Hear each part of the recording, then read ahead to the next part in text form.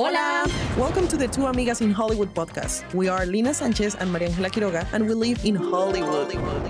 Yes, in Hollywood. We are entertainment professionals in love with this industry, and we want to share our experience and knowledge, and that of our guests, to help you navigate the Hollywood labyrinth.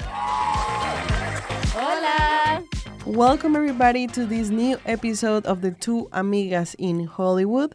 We got a great episode for you today. Before we get started, I really wanted to take this opportunity to honor the life of a mentor of mine, Mark Schultz, a fantastic producer who unfortunately is no longer with us, but who years ago I had the chance to meet and work with on what has been my favorite project so far. I really just want to recognize and honor all the things that he taught me and showed me, all of which helped me to shape the professional that I am today. So thank you, Mark, for giving me a before and after moment in my career where I learned so much about what I wanted and what didn't want it for myself. And thank you so much for your discipline and your talent. So, keeping up with the theme of special mentors in our life, for this episode, we wanted to invite Kari Grubin. Yay, hello. Hello. Kari has been an incredible mentor who has supported us, guided us through the ups and downs of our career and life with her big heart and honesty. So through this conversation, we want to honor all the mentors that have given us their time, support, and love to succeed and overcome all the different situations we might encounter.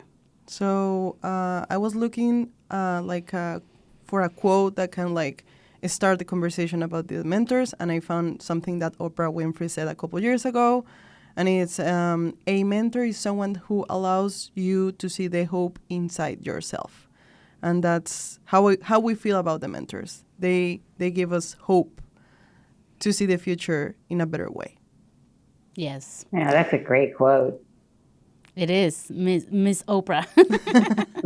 Yeah.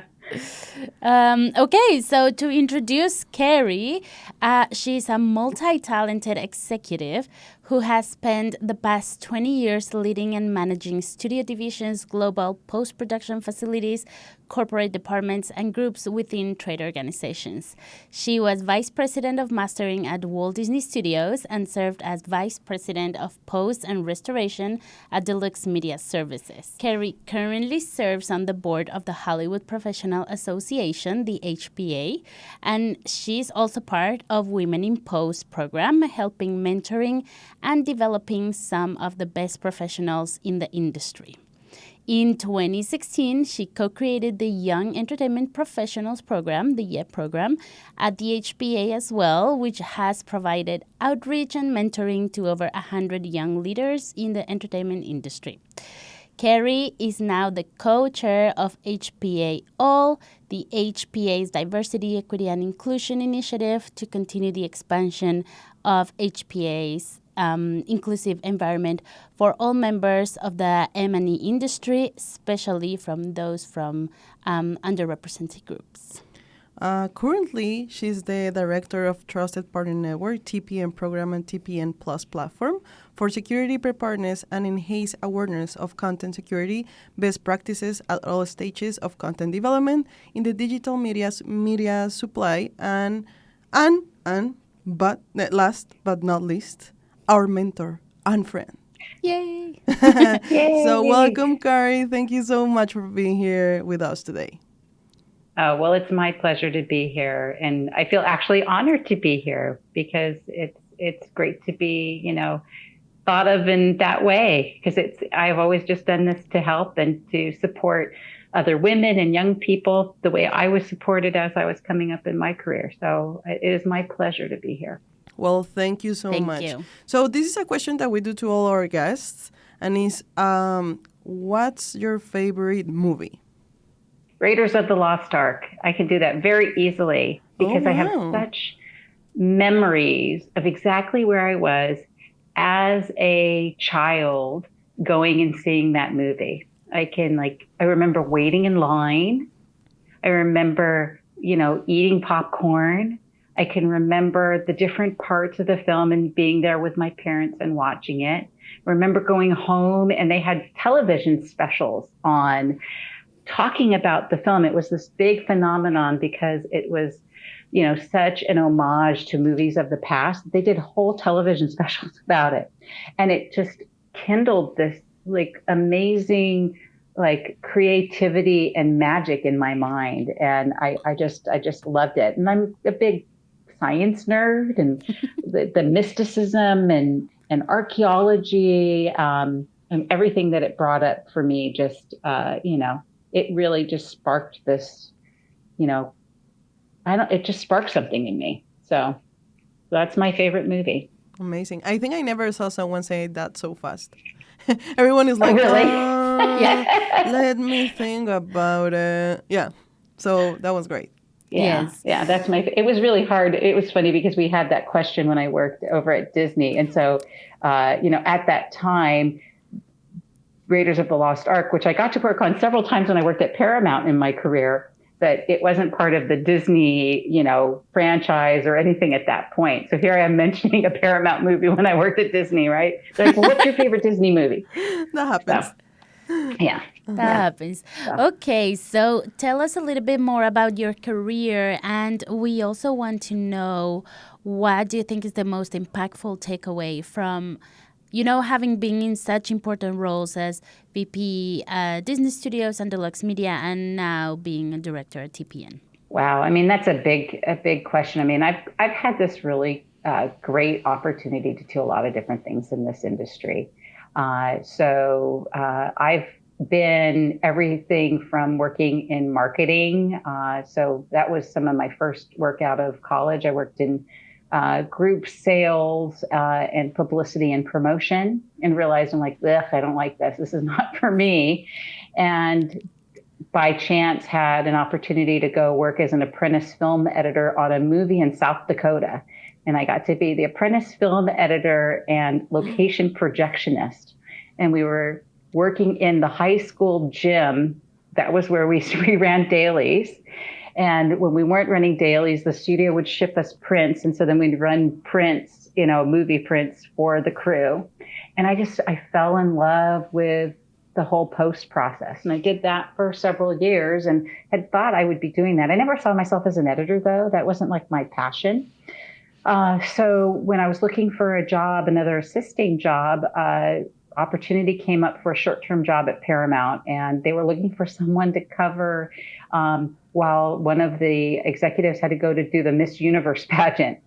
And I came into my interview, and it was the person who I was going to be covering in their office and another gentleman by the name of Garrett Smith. For the people who do know who he is, I mean, he's legendary.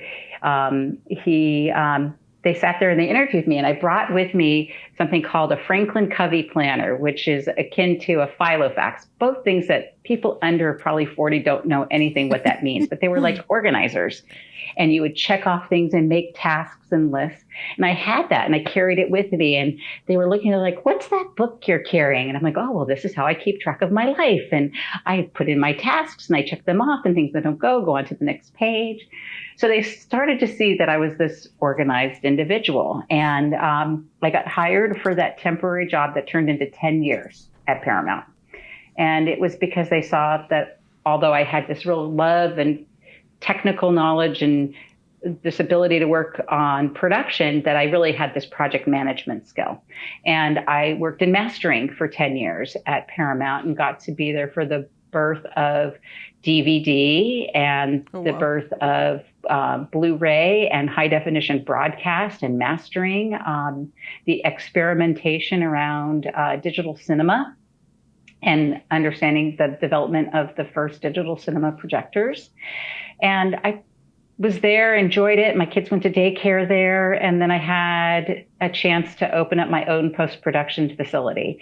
And I had never done that before, which was probably really good, or I never would have done it, because ignorance is bliss. You don't know what you're getting into. Yep. And I left Paramount and went and opened up a post-production facility, a small boutique facility. Immediately was overwhelmed by what that meant. Equipment was really expensive. It was really difficult. And I learned how to run a business and what that meant and how to help clients and how to really understand that it was about them and not about me. When you're at a studio, it's about you. You're the client, right? Right. And you have to take a completely different approach. And it was a very, very valuable lesson. And knock on wood, we built up the business slowly but surely and built up a reputation as this boutique place that people felt comfortable. They could be a big fish in a small pond. We were really innovative and did things that were really cutting edge because we had to learn how to answer the questions that a smaller production couldn't get answered at a bigger facility. And that caught the eye of bigger companies. And so 4 years later, Deluxe bought our company.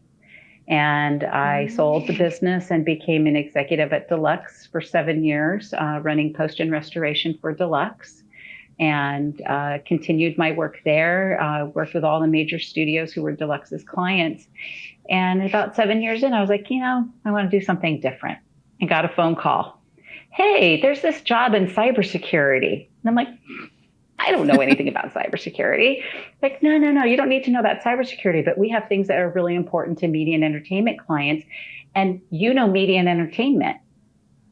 So I said, that could be interesting. I've built a business before. So I went to work for a startup in Texas, in Austin, Texas. I was out in Los Angeles back in the days when people didn't remote work. I was a remote worker on Skype. And I brought what this research was to media and entertainment companies and did that for 2 years and learned about cybersecurity, got really deep into content security at that time, and enjoyed it very, very much. But got a call 2 years later from Disney. Hey, you took such good care of us when you were at Deluxe. We have a job we think you might be really good for in heading up the mastering team at Disney. I'm like, oh, that sounds great. And I didn't realize I had taken this whole journey all over the place and very elaborate job description. And because I had had all this different experience working at a studio, having my own business, working, in cybersecurity, working in editorial, I hit every single one of these very, very complex job description requirements. And I got that job. And really, enjoyed it, was on the leadership team in studio operations, had a great team there. Again, got to be on that bleeding edge of technology at a studio, which was fantastic. And again, enjoyed it, but we, times change and we had the merger with Fox, and I was one of those lucky people that got a very nice severance package. And then I got to make a choice in my life of what I wanted to do. And in that choice, I decided I wanted to be a consultant and start to help the industry. I'd been helping the industry through my work with the HPA, as you both know. And I started to do projects with the Society of Motion Picture and Television Engineers on virtual production. And then that led me to my current role with the Trusted Partner Network, which is another nonprofit, really embedded in helping keep content secure and helping the entertainment community globally keep content secure. Amazing. Wow. What a journey. I know, it's kind of exhausting, isn't it? Oh my goodness. It just brings... I'm only 25. How did that happen? I know, you're super young. No, but it just brings so many questions for me. Like you said at the beginning, you were at the cutting edge. You've always kind of been at the cutting edge of technology and innovation within the industry. And to me, it's just super interesting because now we're I feel in that same spot, but with AI, like you were before with the DVDs and all of this. But I feel like this is, even though it's different, it seems like territory, because just of all the changes and just going off script here.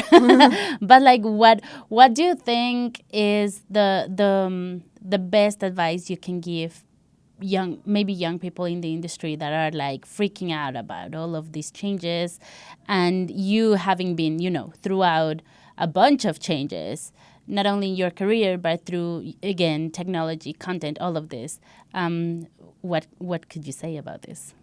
Yeah, I actually have this conversation a lot with young people. And the irony is that if there's anybody in this world who is really prepared the best in the things constantly changing, it's younger people, because that's your whole life, right? Mm-hmm. You've grown up in this. It's harder for people who are older because the pace of change was slower. Mm-hmm. It used to be everything would change every 10 years, and then it would creep to 7, then it would creep to 5. But you'd have the space to breathe. There's no space to breathe anymore. And some of my mentors would say to me, like, I can remember getting advice like, Kari, I know you like change, but it's uncomfortable. And they said, you just have to get comfortable with being uncomfortable. And so that would be one bit of advice I would say, is it's the only constant in this world is change. Mm-hmm. So you have to accept it, and you have a choice. You can either embrace it and like just go with the flow and go with the excitement of what it brings, or you can fight and rail against it. And when you fight and rail against it, that's an awful lot of energy, and it's really exhausting because you're not going to stop it. The change is still going to happen. And so, and from my actual experience, is there's a lot of amazing opportunity and good that comes out of change. There can be negatives. I mean, there always is. But even look at, as horrible as an example of the pandemic, of all of the really bad things that came out of the pandemic, there was colossal change that happened for good out of the pandemic. Mm-hmm. There are things, from the perspective of people examining their life, of how they want to live their lives and how they want to conduct themselves and who they are as a person, that people got to reflect on. There is, from a business perspective, that everybody doesn't have to be tied to a desk, because that isn't 100% necessary. There's a balance that we can strike with that. And some jobs and work requires you to be together as a group, and some things can be done independently. Whoever would have thought that they would allow, at a major content creator, for restricted content to be done anywhere but in a walled environment behind, security gates with guards, right? Mm-hmm. That was a major no-no. Mm-hmm. Who would have ever thought they would allow collaboration in a way that they allow collaboration now across the globe? That was never allowed before. And so that's exciting. That's amazing, right? So, and the fact that there are tool sets that are allowing, like AI. I tell young people, and especially, like, I do a lot of work. I'm a member of the Academy of Motion Picture Arts and Sciences, and I'll talk with a lot of the Academy Gold mentees. And I said, like, they were very upset, and understandably so, about, say, AI. And, oh my gosh, I'm worried. What can I do? I said, well, think about what AI can do with all of the things that keep you away from the creative part of what you want to do. Yes, there are scary parts of AI. There are parts of AI that is going to change people's jobs. 100%. Accept that. No, we have to watch that. You have to watch for the dangerous parts of it. But think about the opportunity it brings, the things it's going to allow you as a creative person, give you the space and the time to do it, or to harness, to even be able to do things, more things to do. My boyfriend, he's in insurance. He uses ChatGPT to help him write newsletters. Like, his newsletter quality has gone up. There's no such thing as 1,000%, but it's gone up 1,000%. Mm-hmm. It's much more effective because he can take the ideas in his mind, write it down, and then he has a personal assistant who can help him massage that marketing message so it's more effective. So that's what I would tell a younger person. Embrace it, because it is not going to stop. It's not, the change doesn't stop. It's going to keep going. Absolutely. Kari, so part of everything that you just expressed about your journey is what makes you an amazing professional, and you have the possibility to have all these insights you can share with other people, right? All the knowledge that you can share with other people. And that's why we said that before. That's why you have been our mentor and friend during all these years in our career. I think I cannot express enough how important it is to have a mentor. I think it's like Oprah Winfrey said, it's like having hope. It's like a way go to to go faster. I think to get things better and quicker and quickly.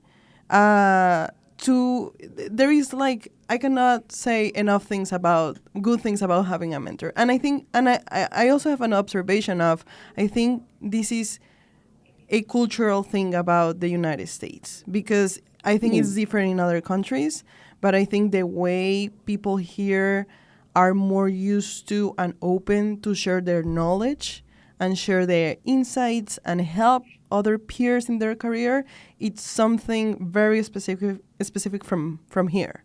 Since I got to the US in 2017, I never really had I think I had like informal mentors, but it was until I started collaborating with the HPA and the JEP program that I really understood the importance of having a mentor. And since then, I've been I have the chance to have you, to have Leon, to have all different mentors, informal mentors, and the formal mentors that we had during the program. So with this being said, what is your definition of being a mentor? Wow. I think there's different types of mentors, first of all, but there's not a one definition thing. So, if you look at the different kinds of mentorship you can get, you can have a peer mentor, and you can have a mentor that's more of an apprenticeship, someone who's going to teach you a skill. And you can have a professional mentor who's maybe doing things more, teaching you, more type of business type of skills. And you might have a coach. So a coach is a little bit different than a mentor, but a coach that might be helping you with life skills or with other types of skills. So there are different types of mentors. And I think, Lina, you and I had talked about this, and I know I've talked with other people about this, which is there are different needs for different types of mentors. And when you are looking for a mentor, sometimes what you think you need is different than what you really need, depending on the time of life you're in, depending upon what the challenges you're working through, and the circumstances, right? So, and I will tell you, mentorship is not something that is just about young people either.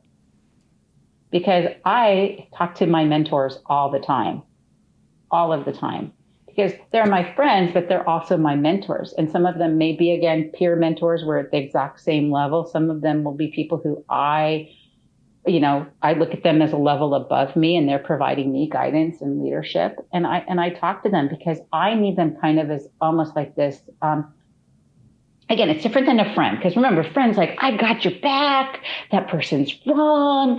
They're your cheerleader, right? That's different. A mentor hopefully is going to give it to you straight. Yep. And is going to tell you when you're wrong. It's almost, there's some real, there are some actual things in kind of the human resources, in that type of world, things like radical candor. So when you're a leader and you're working with a team, you practice, if you can, something called radical candor, which is building a relationship. And that way you can have a space that you can have an honest conversation with somebody to be able to, in essence, tell them when they're doing something that, hey, you should be aware that you're, whatever the circumstance is, that you're expressing yourself a certain way or coming up a certain way, so that it's a safe space to be able to have that conversation, so it's received well. And I apologize to any HR professionals out there that if I didn't use the right definition, but in essence, it's a way to say, hey, you didn't come across the best way in that meeting. And I'm telling you this because I want to give you advice so that you can understand how that came across, so that and you can make a choice about how you want to deal with it in the future. In some ways, a mentor does that for you. And I literally had a conversation with one of my mentors, peer slash upper mentors today, because I was like, I wanted to talk to that person because I said, I don't want to be emotional about what I'm looking at right now. I needed somebody to tell me if I was looking at this emotionally. I needed someone to tell me the truth. So that's kind of A the different difference. perspective. Yep. Exactly. So Yeah. when you're young, and this is something we found a lot in the YEP program, is there's this real like desire sometimes, especially when you're younger, is you're looking for who's that person who's going to tell me how to get a job? Who's that person who's going to help me figure out my life? Who's that person who's going to, like point me in the right direction, tell me what classes to take? Again, depending on your age and all of that, right? Yeah. And so you might be, looking for one type of person, where someone who is your mentor may also be saying, hey, really, there needs to be somebody maybe a little bit older to help you understand from a higher perspective. Hey, yes, you want to have somebody who's doing that, but let's talk about kind of building up some different skills. So you may want someone who's you want someone who's going to help you like learn how to network and do all those kind of things. But you may also need another mentor who's teaching you those other kinds of skills. Then when you get into a place where you're doing your networking, peer mentors are really, really important. Those are the people who are around you, who you're sharing not only experiences because you're at maybe a similar level. So you're going through similar experiences, whether it be, if you're at the same managerial level, how are you dealing with coworkers, bosses, employees, that sort of thing. If you're having challenges asking for what you need at work, what you want at work, all that kind of stuff. But you still might want to have someone above that's giving you that advice from on top as well. And so that is kind of this real dynamic thing that continues through your entire life. And mentors can be from within the business that you have. They can be from within your community, or it could be a complete stranger. And when I was, all my mentorships were really kind of ad hoc. There wasn't like, hey, I'm going to be your mentor. I don't know if people like my mentors said to me, I'm going to mentor this person. I don't know if they made that conscious decision, but for me, I just was grateful that somebody was taking me under their wing, and whether it was through work or just they invited me to do things and kind of, made that effort. I was always very grateful and appreciative. But I really felt and had this avenue through other people who agreed with that at the HPA to do something more formal. And I think that's probably what you're seeing culturally with what we did at the HPA. And they do it a lot in Europe too. So I don't know, like, if it's different, if it's like a different thing, North America, Europe, and then it would be different in Asia, and it might be different in South America. Again, I have no idea, but there's been this real conscious effort, especially in the entertainment industry and in the United States, to do really formalized effort about being conscious about doing mentorship. The other thing that I wanted to share is like, I don't know if people is really conscious about how strong a connection can be, how strong that connection with your mentor can be, because and that's for sure is going to be one of the best connections you can have in life. That's why I want to like thank you, Leon, Seth, that have been my light in so many things that happened to me during all these 7 years living and working here, and I think I have like a very strong relationship with you guys. Like it's a very it's a deep connection. It's something that I feel really in a safe place, as you mentioned, and I always feel happy to be around you, around Leon, around Seth. That has been one of the most interesting things, because sometimes you think you want something or you need something, and again, it's like, no, but this person is seeing it objectively and with the eyes of experience. And it's like, that's how I felt in our conversations. And with Leon, we did have a huge conversation once. And it's like, oh my God, this person has an amazing point of view that I didn't even think before.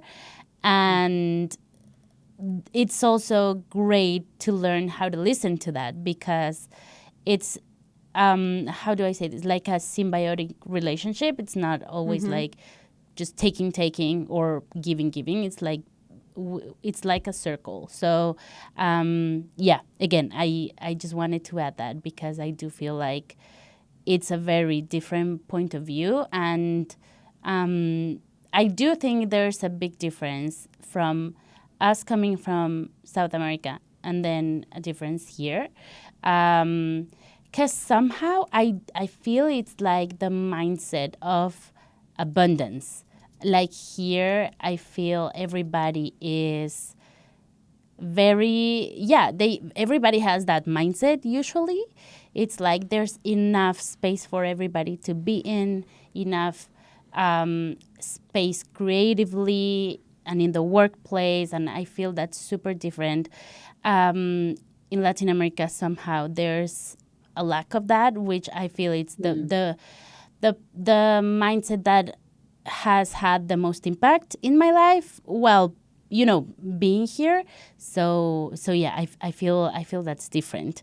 But then coming back to being you a mentor, what is the most rewarding aspect of guiding someone in their career? Well, it's these kind of conversations. I mean, it's watching, the people you're working with grow and succeed.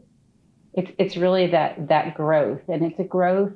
As a parent, you see one kind of growth, but your children are your children. Like sometimes they don't want to hear it from you, right?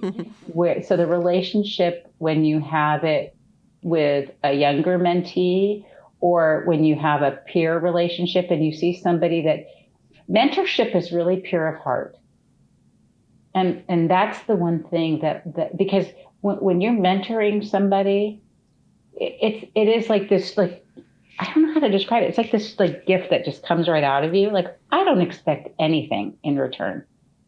I'm doing it because I'm making a conscious effort. I'm doing it because I want to, and I want to help somebody. And so, and whatever that help means, right?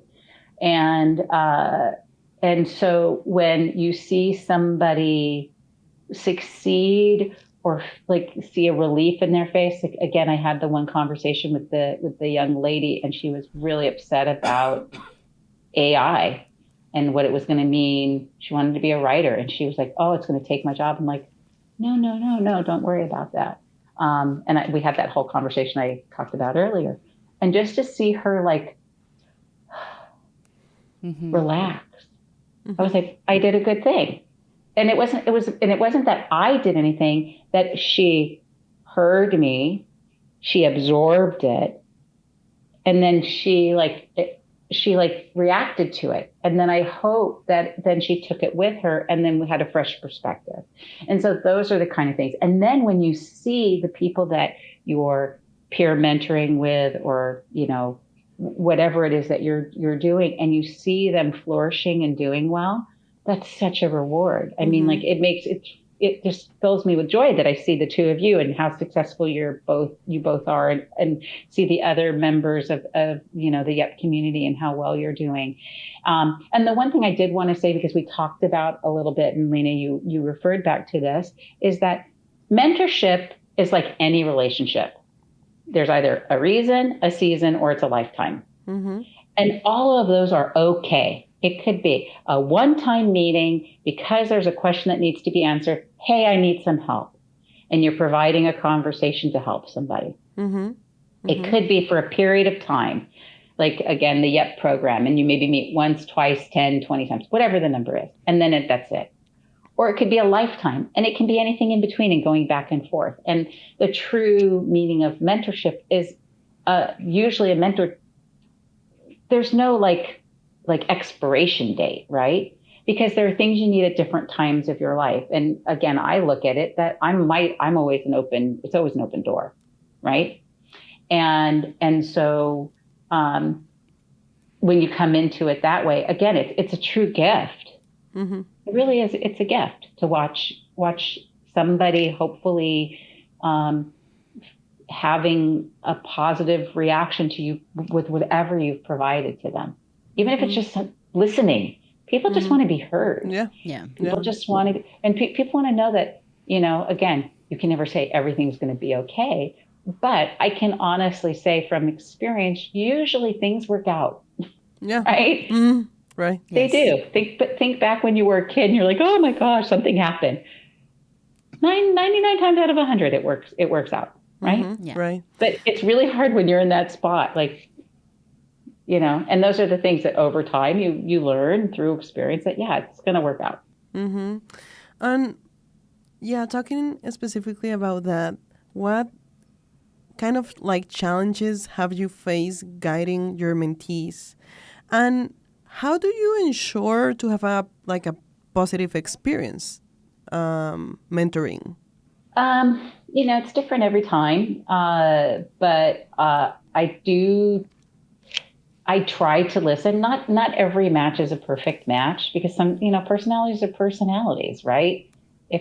And there's no harm, no foul. If you don't gel, you don't gel. I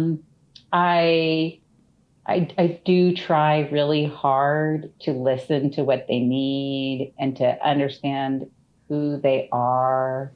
And again, not to pass judgment. And that's a practice skill, right? Because we're human beings. It's super hard, right? That's just kind of like we're hardwired to pass judgment, right? That's come probably from when we were cave people, right? Back when we were Neanderthal.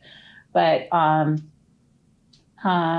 and then I don't know. I mean, I have my little tricks. When I'm in a mentorship relation, I try to give people homework, but it's not homework in the traditional sense. And I think with the two of you, I did. I said, okay, so the next time we meet, I want to know that you talk to, like you've talked to this person, or you've done that, or call me when you've done something, because then it gives us something to talk about, but it also gives you a goal, right?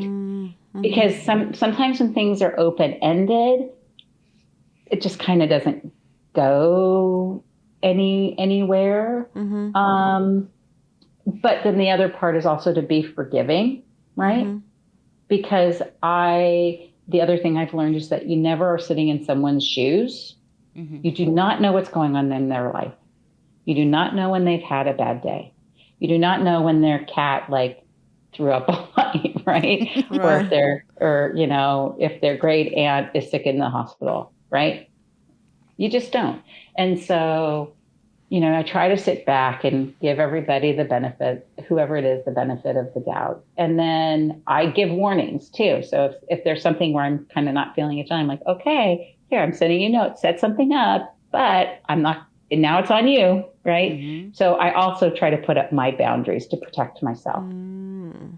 So I also protect myself because my time is valuable.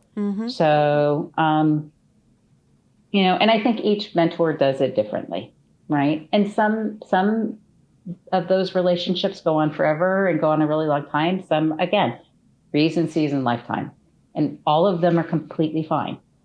And I do think that there are times that, mentees think, oh my gosh, I didn't talk to them. They probably hate me. No, they don't hate you.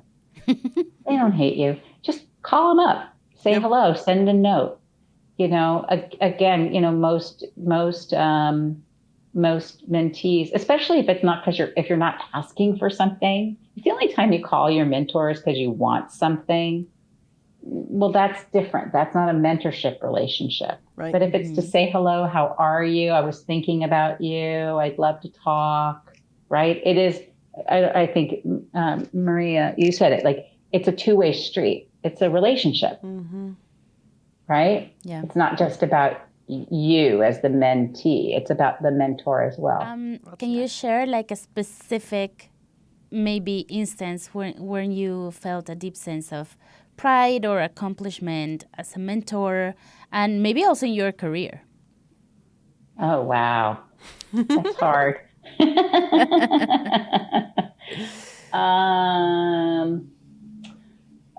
I've had a lot of proud moments as, a mentor. I mean, this is a proud moment seeing the two of you doing this. So that's thank you. awesome. That's awesome. I have watched a lot of my mentees, like talk about like, oh, I'm struggling with a job and I don't know how to ask for a raise, or leave a job because I'm unhappy. And then when they do it, and again, I'm keeping this vague because I want to keep their confidentiality. I don't want to go too deep in it. Of course. Like, Of course. Situations that were really bad, and we talked through the scenarios and how they were going to deal with things, and asking, well, what is it? Like, a question I have is like, in a perfect scenario, what is it what would be your dream outcome? And people are like, my dream outcome? Yeah. What's your dream outcome? Because you can't manifest what you want if you really don't know what the dream outcome is. And then back down from there, right? Right. Yeah. Because you might get your dream outcome. You never know. Yeah. So, so there was one where the situation was really, really bad. And then this person got their dream, kind of got their dream outcome, which was great. So I was so proud and so happy for that person. Another one I watched, this one of my mentees was a peer with somebody and then got elevated over everybody. And there was like this, friction and all that. And then we talked things through, and after talking things through, things got better. And then this person got really successful and then moved to another place and is really successful. And so like, when I hear about what that person's doing, I'm so excited for them. And then like the other day, one of my past mentees, I hadn't heard from her in a while. She's like, Kari, oh my gosh, I'm sorry I've been gone for so long. I really want to catch up and tell you what I've been doing. And I just want to see you and talk. And I was like, oh, because it was nice. It was like nice just to hear from her and hear how she was doing. So, and then, for me, I have sometimes a very hard time, like talking about me. Right. I'm an introvert. I don't like to make it about me. So it's very difficult, but I'm proud of the things I've been a part of to help, enable mentoring programs, because really, if I can leave something in this world to make things better for other people, that's important to me, because I'm not going to like create a cure for an incurable disease. I'm not going to be like this rich, wealthy person and endow something. That's just not going to be me. But if I can leave something in place that helps people, that's what I can do. So I put in a lot of work into these programs. So if people are getting enjoyment out of it and it's making their lives better, then I'm proud of that. I know I've been very good at every job that I've done. I'm very proud of that. And I'm really, really proud of myself for being aware enough that I have taken now in the last 3 years or 4 years. Yeah, 2020, 4 years. Wow. Oh, wow. Yes, that's 4 years crazy. that I have made a conscious choice. And that's the other thing is everyone has a choice in this life, right? I have made the conscious choice of what was important to me, which was to do things that were more about helping the industry than about just working that was just going to one specific area. So the projects and the things I've done, am I getting wealthy from it? No, but I'm getting wealthy in my heart from it. So I'm proud of myself. Would I like a little more money? Sure. But I'm proud of myself for making a choice that fulfills me. Absolutely. Absolutely.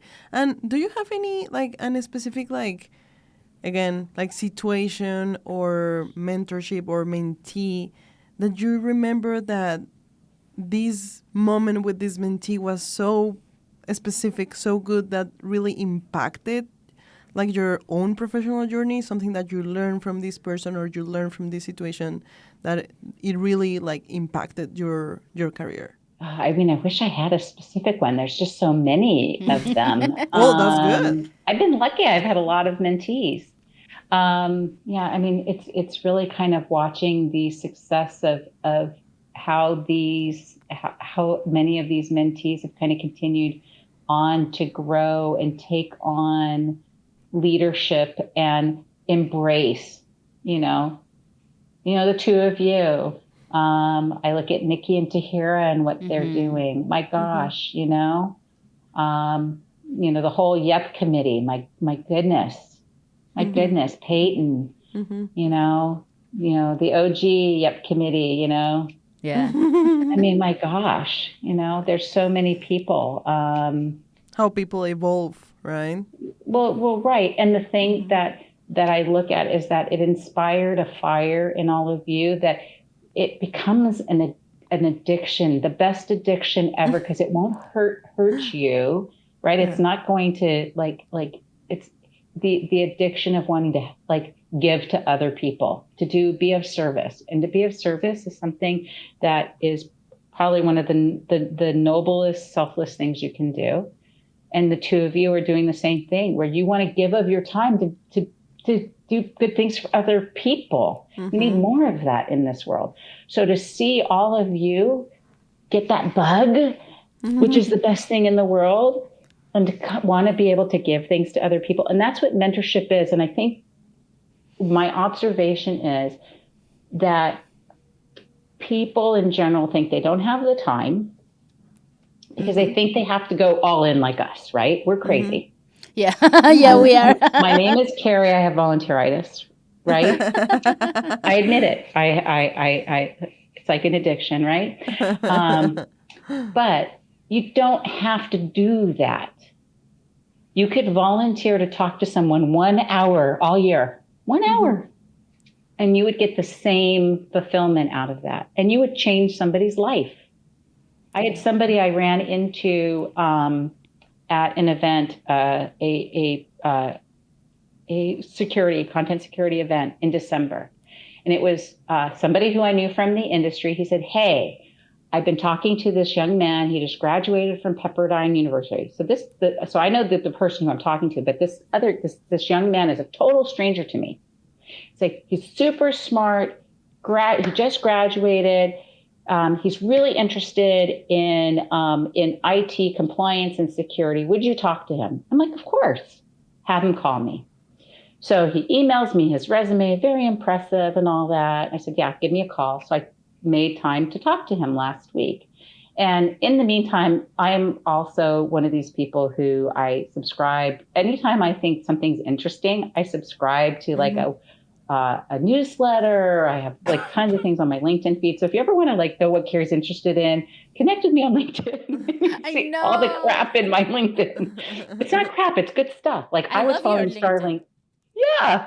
5 years ago, I was following Starlink, right? Because I thought it was interesting, low Earth orbit satellite. I thought it was cool and it would change the world, and it kind of has. But there's also negative things with that, which we won't go into. But I digress. So I get all these emails from my past life and now my current life, from things like the Cloud Security Alliance and from ISSA. And so when he emailed me and we set up our meeting, I'm talking to him like, hey, just so you know, there's this dinner coming up for this one thing that Accenture's going to be sponsoring. And then, oh, hey, the Cloud Security Alliance has a whole thing on AI. And so I'm like, I'm going to forward you these emails. I said, you should go, because one's $25 and the other one is free. Yeah. You'll make some connections. And I talked with him, and he was really smart and really nice. And so then he emailed me back. He said, Kari, I went to those things. I met people. I even got some job leads. Thank you so much. Oh, wow. I said, good. Keep in touch. Let me know how it's going. Yeah. What did it take me? An hour? Yeah. I helped him. Yeah. It was my pleasure. Yeah, and it was an hour of my time. If anyone tells me they can't find an hour out of 365 days a year, I don't care how busy you are.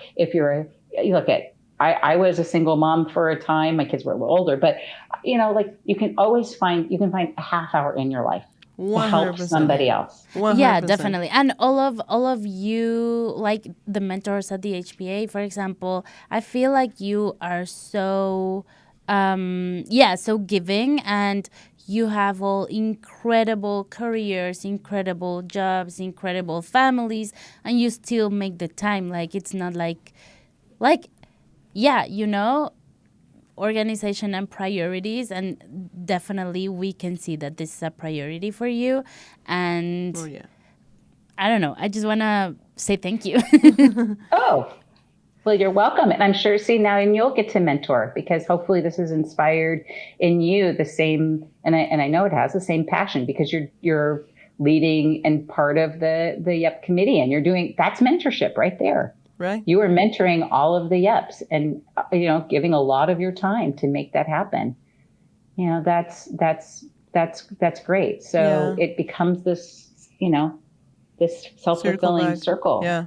Yeah. Right? the just almost to wrap up the episode, but just wanted to share something. I think it's really, I don't know even how to express it, but it's so amazing how you guys in the HPA, I always kind of say, like, you guys always have time. Like, I've never got a no. Never in, I think this year is going to be 7 years that I'm part of the HPA. That's crazy. Yeah, I know. And I never got a no as an answer. And even if it's the CEO, VP, whatever role this person might have, like, it can be a little bit tricky to find, like, some time, but there is time, And the other part that maybe you, Maria, and you, Kari, will be, like, agree with me, is like what I do, for example, in my job, what I do every day, it's operational, so I'm just, like, leading teams, like, managing projects. But I think in my career, what it makes sense to keep working and to keep doing things is because I know at some point all the things that I have learned and all the experiences that I'm going through are going to help someone else, So that's for me, that's how my career makes sense. If I just, like, think about the things that I do every day that is completely operational and I just manage, like, projects, it's really fun and I love it. But what really, truly makes sense to me is what I can do with all the experiences that I have and how I can share that with the world, basically. Yeah, very well put. Again, we don't want to take more of your time. You're extremely generous with us and with our audience and with all the mentees you have. So we just wanted to thank you. I think this episode has been amazing. I hope everybody likes it. And I'm excited to continue, learning from you and hearing you and being in your presence, because it's amazing. Yes. So, Kari, thank you so, so much. This was an amazing episode with all your insights. We knew since the beginning that we wanted to have this episode with you. So thank you so much for being here. Oh, well, I really am honored. So thank you for thinking of me to do this. And look, it's a two-way street. I really appreciate, all that you both are doing. So thank you for that. And and good luck. I love what we're doing. So, it's exciting stuff. Really wonderful. Yes. It is. Thank you so much. Thanks, everybody, for listening, and see you on the next episode. Bye. Yay. Thanks for listening to the Two Amigas in Hollywood podcast. If you enjoyed this episode, please be sure to subscribe on Apple Podcasts, Spotify, or wherever you get your podcasts, as well as on YouTube, where you can find Spanish subtitled episodes. You can also check us out on TikTok and Instagram. Special thanks to Justin Potter for general tech support and translations, Paula Fajardo for cover art design, Daniel Gonzalez for the original music, as well as trailer sound design and editing, and Juliana Henao for audio consulting. See you on the next one.